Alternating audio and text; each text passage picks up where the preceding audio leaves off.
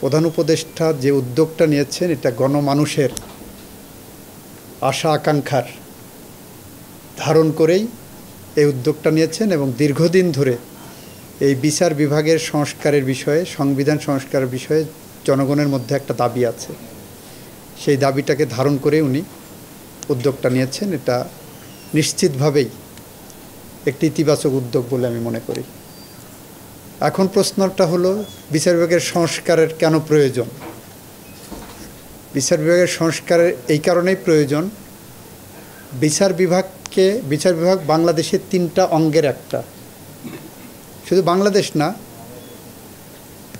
পৃথিবীব্যাপী বিচার বিভাগের ধারণাটাই হলো আইন বিভাগ, শাসন বিভাগ এবং বিচার বিভাগ প্রজাতন্ত্রের বা রাষ্ট্রের 3টা অঙ্গের একটি অঙ্গ। এই 3টা অঙ্গের মধ্যে আবার বিচার বিভাগ যে ক্ষমতাটা প্রয়োগ করে সেই ক্ষমতা হলো সার্বভৌম ক্ষমতা। এই ক্ষমতা কিন্তু অন্যদের থেকে একটু ভিন্ন।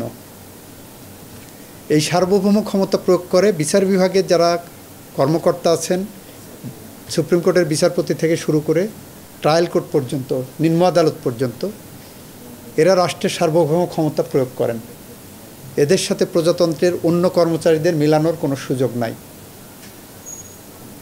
এইটা অনেকগুলো জাজমেন্টের মধ্যে সেটেলড হয়েছে।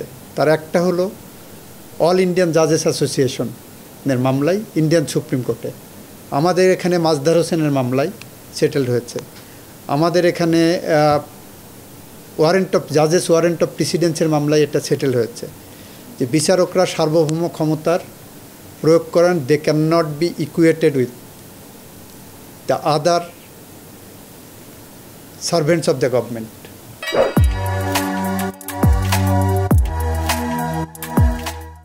কিন্তু বিগত সময়ে দেখা গেছে বিচার বিভাগকে এমনভাবে বিতর্কিত করা হয়েছে, মনে হয়েছে যে ওনারা যারা বাংলাদেশে গণতন্ত্র হত্যার সাথে জড়িত, যারা বাংলাদেশের খুন খারাপি করেছেন, যারা বাংলাদেশে লুটপাট করেছেন,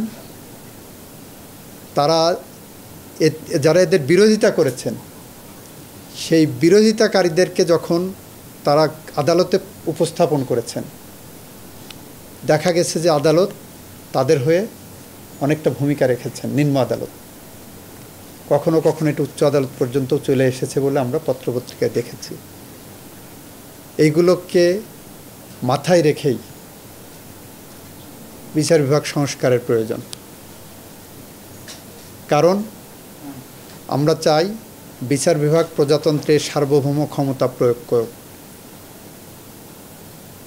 বিচার বিভাগ মানুষের অধিকার প্রতিষ্ঠায় পাশে দাঁড়াক, বিচার বিভাগ সাংবিধানিক যে বিধানগুলো আছে সেগুলো মানুক, আইনগত বিধানগুলো মানুক।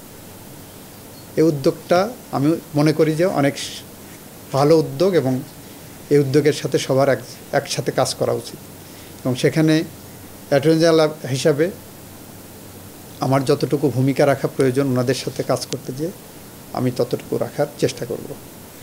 সেখানে যদি সাংবিধানিক কোনো সংস্কার প্রয়োজন হয়, সেই সংস্কারের মধ্যে ধরেন অনেকেই মনে করেন সরকার ব্যবস্থা কী হওয়া দরকার, অনেকেই মনে করেন যে বিচার বিভাগের অ্যাপয়েন্টমেন্ট প্রসিডিওর, বিশেষ করে সুপ্রিম জুডিশিয়ারিতে অ্যাপয়েন্টমেন্ট প্রসিডিওর কী হওয়া দরকার, সেখানে সাবঅর্ডিনেট জুডিশিয়ারির ট্রান্সফার, পোস্টিং, কন্ট্রোল যেখানে হচ্ছে সেই জায়গাগুলো নিয়ে অনেকের প্রশ্ন আসে।